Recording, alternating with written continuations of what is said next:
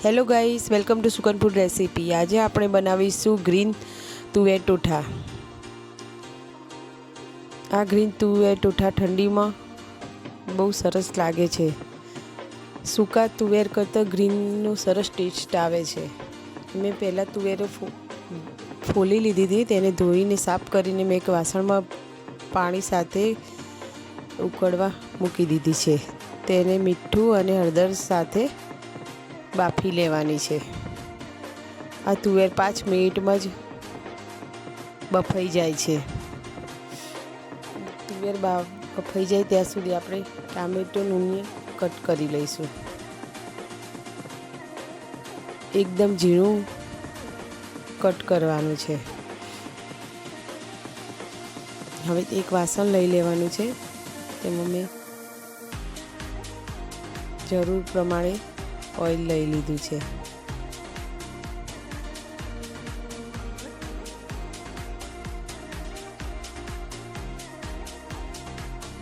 હવે આપણું ઓઇલ ગરમ થઈ ગયું છે, તો તેમાં જીરું નાખી દઈશું। પછી તેમાં મેં હિંગ નાખી દીધી છે। હવે ચપટી હળદર નાખવાની છે।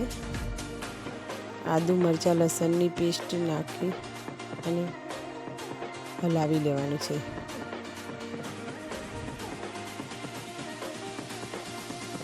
હવે તેમાં આપણે જે ડુંગળી અને ટામેટાં ઝીણા ક્રશ કરી લીધા હતા એ હવે તેમાં નાખી દઈશું અને હલાવી લઈશું। હવે તેમાં મસાલો કરી લઈશું। સ્વાદ અનુસાર મરચું, ધાણા જીરું અને હળદર।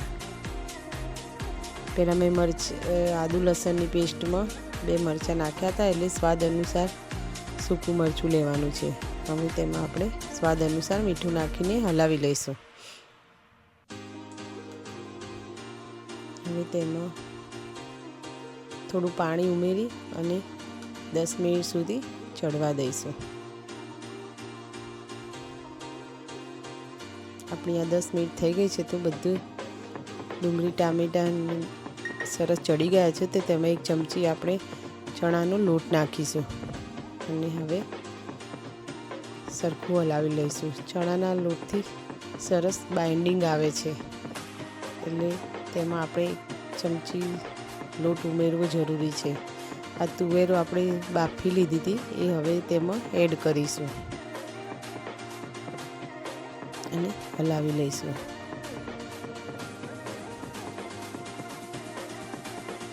હવે તેમાં આપણે મેથી થોડી લઈ લેવાની છે। મેથીથી આ લીલી તુવેરનો ટેસ્ટ સરસ આવે છે।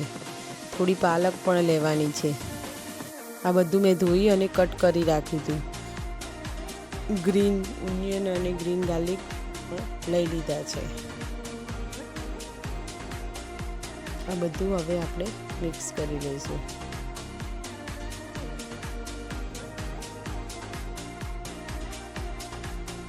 હવે સ્વાદને બેલેન્સ કરવા માટે મેં અહીંયા અડધી ચમચી જેટલી ખાંડ ઉમેરી છે।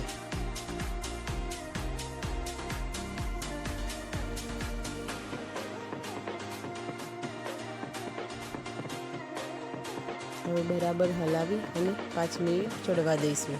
હવે તેમાં આપણે કિચન કિંગ મસાલો ઉમેરીશું। કિચન કિંગ મસાલો ના હોય તો કોઈ પણ તમે ગરમ મસાલો ઉમેરી શકો છો।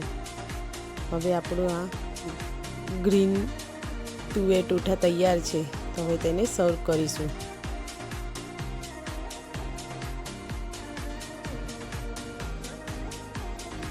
નવી રેસીપીની સાથે મળીશું। Bye bye.